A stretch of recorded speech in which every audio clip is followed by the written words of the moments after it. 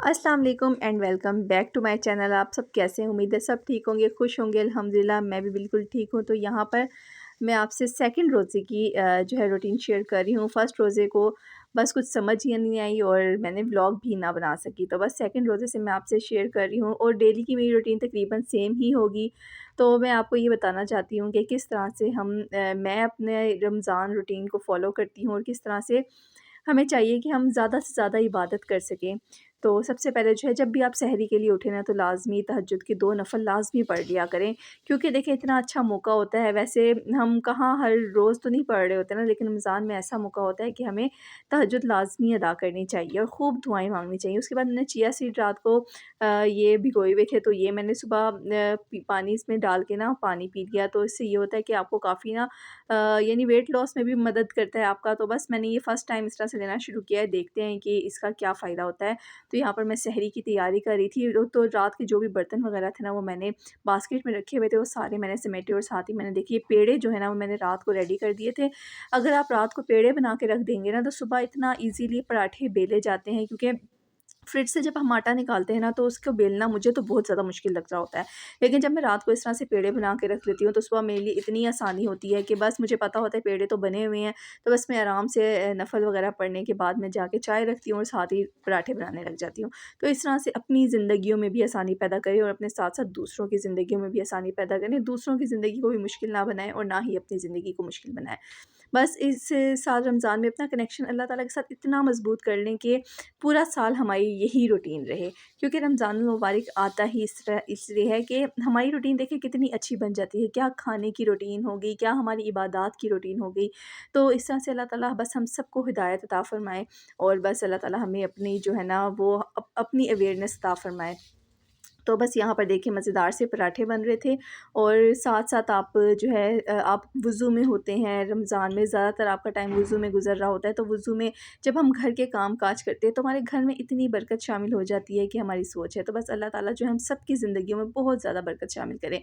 तो यहाँ पर पराठे मेरे रेडी हो गए थे और साथ ही जो है मैंने अंडे वग़ैरह बना लिए थे, वो रेडी कर लिए थे और बस इस तरह से हम सबकी जो है वो गुज़र रही होती है, हमारे दिन ऐसे ही गुज़र रहे होते हैं। और ये देखें, मैंने कल ना लॉन्ड्री की थी, तो ये बच्चों की यूनिफ़ॉर्म्स है, तो अभी नमाज़ में टाइम था यानी फ़जर में, तो मैंने कहा कि मैं पहले ना यूनिफ़ॉर्म्स वग़ैरह प्रेस कर लूँ, क्योंकि जो काम जैसे-जैसे साथ-साथ कर लेना तो वो सही रहता है। और सहरी करने के बाद वैसे भी ना इंसान में थोड़ी एनर्जी होती है, यानी उस वक़्त हम अपने काफ़ी काम जो है निपटा लेते हैं। तो बच्चों ने जाना था स्कूल, यानी 2 घंटों के बाद ही जाना था, तो मैंने कहा मैं क्या सोऊँगी इन 2 घंटों पे। तो मैंने सूरह बकरा पढ़नी थी और तस्बीहात वग़ैरह पढ़नी थी। तो मैं आराम से बैठ के ना अपना ईज़ी टाइम, क्योंकि दिन में जब हम काम-काज में लगे हुए होते हैं ना, तो हम इतना ज़्यादा टाइम नहीं दे सकते। हमारा ध्यान काम-काज की तरफ होता है कि अब भी ये करना है, बस हम जल्दी-जल्दी में वो पढ़ रहे होते हैं। तो सुबह का टाइम इतना पुरसुकून टाइम होता है, तो अगर हम इस वक़्त बैठ के इबादत करेंगे अल्लाह ताला की, तो बहुत हमारे दिल को सुकून मिलेगा। तो यहाँ पर मैंने नमाज़ फ़जर अदा की, उसके बाद जाए नमाज़ पे ही बैठ के हाँ, अस्तगफिरुल्लाह की तस्बीह पढ़ लें, दरूद शरीफ पढ़ लें, कुछ भी पढ़ लें, दिल को इतना सुकून मिलता है ना कि वो हम खुद हमें एहसास होता है कि उस सुकून को जो हमें हासिल होता है। तो बस आप लोग बताएँ कि आपका रमज़ानुल मुबारक कैसा जा रहा है और आप लोग किस तरह से अपनी तैयारी कर रहे हैं? पहले इतनी अवेयरनेस नहीं होती थी, तो ज़्यादातर ये होता था कि काम-काज जो है वो जल्दी से ख़त्म हो जाए, यानी सहरी कर ली तो जल्दी से बर्तन धो लो और सफाई वग़ैरह में लग जाओ। लेकिन अब ये है कि जैसे-जैसे एज इंसान की होती है, जैसे-जैसे उसे समझ आती है, तो उसे पता चलता है कि असल इसका मकसद क्या है। तो अ, हमारा मकसद यही नहीं है कि बस हम काम-काज में ही लगे रहें। कामों को भी उनके टाइम पर कर लिया करें, लेकिन ज़रूरी नहीं है कि कामों में बस हमने जल्दी मचाई हुई होती है। बाज़ दफ़ा ऐसा होता है, यानी कि हमारी एज ऐसी होती है कि हमारा हम लोग को बस कामों की हमें बहुत जल्दी होती है कि बस ये काम ख़त्म हो जाए। तो अब मैंने इस साल ये रूटीन अपनी रखी है कि मैंने बर्तनों वग़ैरह की परवाह नहीं की, यानी सहरी के बर्तन समेट के रख दिए, ताकि मैं सुबह जब उठूँगी ना, तो ईज़ी हो के तब मैं वॉश कर लूँगी। तो उस दौरान मैंने जो है वो 6th जुज़ जो था वो मैंने स्टार्ट किया था और साथ ही जो मैं उसका तर्जुमा भी लाज़मी पढ़ रही होती हूँ। जो भी सिपारा पढ़ो ना उसका तर्जुमा ही पढ़ लो तो बहुत मज़ा आता है और पता चलता है कि क्या अल्लाह ताला ने इसमें हमारे बारे में यानी हमें क्या सिखाया गया है।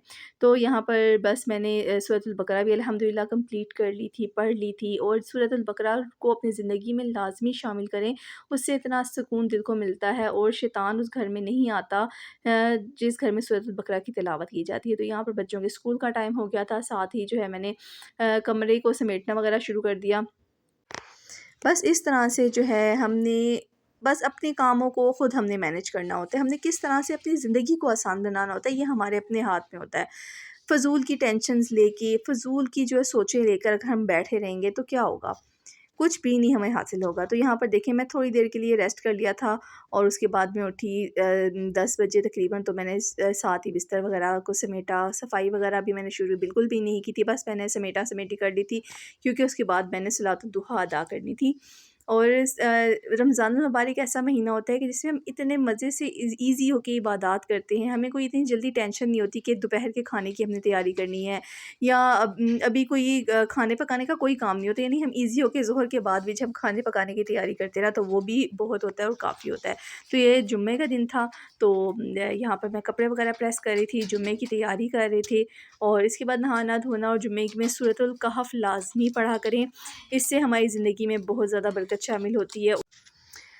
तो बस यहाँ पर जो है मैं प्रेस वगैरह कर रही थी क्योंकि मेरा इरादा था कि मैं ज़ोहर अदा करने के बाद ही जो है किचन में जाऊँ और किचन के जो भी काम शाम है वो समेटें। तो उसके बाद जो है वो मैंने स्किन केयर कर ली थी हल्की-फुल्की। ये एलोवेरा जेल जो है वो बहुत अच्छा है स्किन के लिए, आपके पोर्स जो ओपन पोर्स हैं ना वो बहुत अच्छी तरह से क्लोज़ हो जाते हैं। उसके बाद अपनी स्किन को अच्छी तरह से मॉइस्चराइज़ कर लिया करें। तो हमें खुद अपनी स्किन का भी ध्यान रखना होता है। बस एक चीज़ में हमें लगे नहीं रहना कि अगर हमने स्किन के पीछे लगे हैं तो बस मुँह पे कुछ ना कुछ लगाते रहें। बस हल्का-फुल्का हर चीज़ को इम्पोर्टेंस हमें देना चाहिए। तो उसके बाद जो है ज़ोहर की नमाज़ अदा करने के बाद सूरतुल कहफ़ पढ़ने के बाद मैं किचन में आ गई थी और यहाँ पर सहरी के बर्तन देखिए आप ये जमा हुए हुए थे। तो मैंने जो बास्केट में पहले वाले बर्तन थे वो उठा के पहले समेटे, उसके बाद ये सारा किचन जो है वो मैंने नीट किया और चूल्हा वगैरह साफ़ किया, बर्तन-शर्तन धोए। उसके बाद जो है वो साथ ही मैंने पकौड़ों का मिक्सचर वगैरह रेडी करके रख लिया क्योंकि उसके बाद मैं कहती हूँ कि बस एक दफ़ा तैयारी करके ना बस बंदा फिर अपनी इबादत में लग जाए, अपने तस्बीहात पढ़ने में लग जाए, अस्तगफिरुल्लाह की कसरत कर लें। यानी कि इस रमज़ानुल मुबारक में ना अपने आप को स्क्रॉलिंग से बचा लें और अपने आप को फ़िज़ूल की वीडियोज़ वगैरह देखने से बचा लें, स्क्रॉलिंग करने से बचा लें, अपना टाइम वेस्ट करने से बचा लें और खूब अल्लाह ताला से बातें करें, दिल लगा के इबादत करें।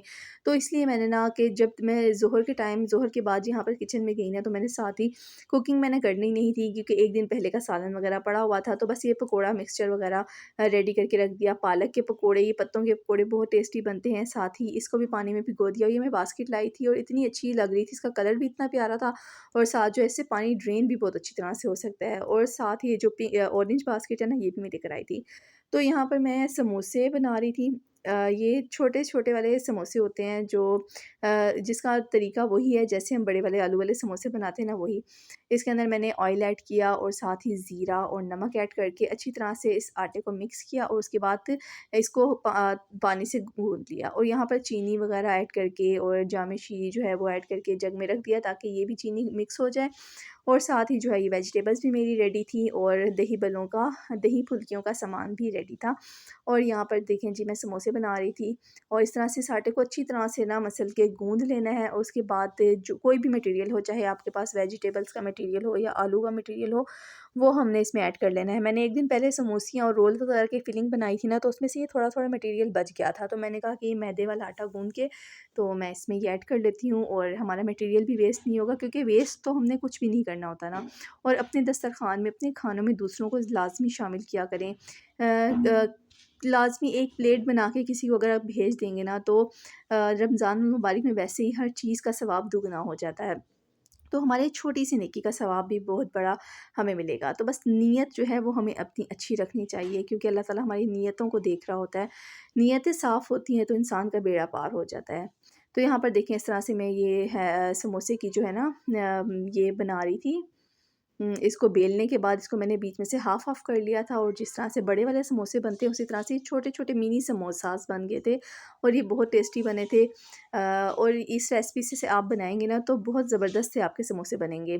तो वक्त के साथ साथ इंसान को बहुत सी चीज़ें आ जाती हैं, बहुत सी समझ आ जाती है।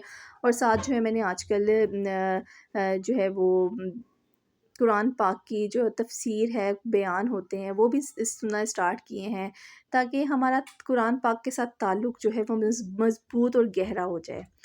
क्योंकि अल्लाह ताला ने हमें ये जो ज़िंदगी दी है ना, इसको हमने बेहतर तरीके से गुज़ारना है और अल्लाह ताला के साथ हमने जुड़े रहना है। अल्लाह ताला की किताब कुरान पाक के साथ हमने जुड़े रहना है। तो इस रमज़ान में अहद करें कि हमने अपनी ज़िंदगियों को बदलना है और अल्लाह ताला हमारी बेशक इस बात में मदद फ़रमाएँगे। जब इंसान थोड़ा-सा भी कुछ नेकी का काम करता है ना, तो अल्लाह ताला के यहाँ वो बहुत ज़्यादा पसंद किया जाता है। तो इस तरह से देखिए यहाँ पर मैंने समोसे की फ़िलिंग्स वग़ैरह जो है वो इसमें ऐड कर ली और इसको मैंने रैप कर लिया। क्योंकि ये मटीरियल थोड़ा-सा ज़्यादा था, तो बस ये समोसे से ही फुल मैंने इसमें भर के ना मटीरियल, फिर ताकि ये बच ना जाए मटीरियल, क्योंकि ज़ाहिर है वेस्ट करने का तो दिल बिल्कुल भी नहीं कर रहा था कोई भी चीज़। तो इसी तरह से मेरी दाल जिस तरह की कल की पड़ी हुई थी, तो मैंने उसमें अंडे बॉयल करके डाल दिए ताकि वो खाई जाए। तो इस तरह से अपने रिज़्क को कभी भी ज़ाया मत किया करें और अल्लाह ताला इसी तरह से हमारे खानों में बरकतें शामिल करेगा। तो यहाँ पर देखें जी, दही फुल्कियों का भी सामान रेडी हो गया था और साथ ही असर की नमाज़ का टाइम हो गया था, तो उसके बाद मैं नमाज़ पढ़ने बैठ गई और उसके बाद जो है शाम के अज़कार, सुबह के अज़कार लाज़मी अपनी ज़िंदगी में शामिल करें। उससे हमारी हिफ़ाज़त होती है, हिफ़ाज़त की दुआएँ होती हैं उन अज़कार में। तो वहाँ वो मैंने अज़कार बैठ के आराम से तसल्ली से पढ़े, क्योंकि पता था कि किचन का काम तो तमाम कंप्लीट है, बस एक रोटी बनानी थी या पकोड़े फ्राई करने थे, तो वो तो 1 घंटे का काम है, ईज़िली वो सारे काम हो जाते हैं। तो यहाँ पर देखिए ये फ्राई करने वाला काम हो गया था, इसकी मैं इतनी ज़्यादा वीडियो क्लिप्स नहीं बना सकी। तो यहाँ पर मैंने बर्गर्स बनाए थे, शामी कबाब पहले से रेडी करके फ्रीज़र में रखे हुए थे। तो ये बच्चों ने बर्गर वगैरह खाने थे, तो क्योंकि वो आपको पता है कि बच्चे दाल-शाल ज़रा नखरे से ही खाते हैं, और बस इस तरह से जो है ना इनके मैंने बर्गर्स बना दिए शामी कबाब के। तो इस तरह से क्योंकि बच्चों ने भी रोज़ा रखा होता है ना, तो ज़ाहिर है कि अफ़्तारी अच्छी-सी होनी चाहिए और अल्लाह ताला हम सब के खानों में बरकतें शामिल करे, हमारे दस्तरख़ानों को वसी करे और अल्लाह ताला बस हम सबको ना बहुत ज़्यादा नवाज़े। आई होप कि आपको मेरा ये आज का व्लॉग पसंद आया होगा। अगर मेरा व्लॉग पसंद आया हो तो मेरे चैनल को लाइक, शेयर, सब्सक्राइब लाज़मी कीजिएगा और दुआओं में भी याद रखिएगा। और साथ ही अफ़्तारी के टाइम ना हमें बहुत सारी दुआएँ करनी चाहिए। और आखिर में ये एक चाय के कप के साथ जो है वो दिन का इख्तिताम करती हूँ। उसके बाद तरावीह वग़ैरह पढ़नी होती है। तो बस जी, नेक्स्ट व्लॉग तक के लिए अल्लाह हाफ़िज़।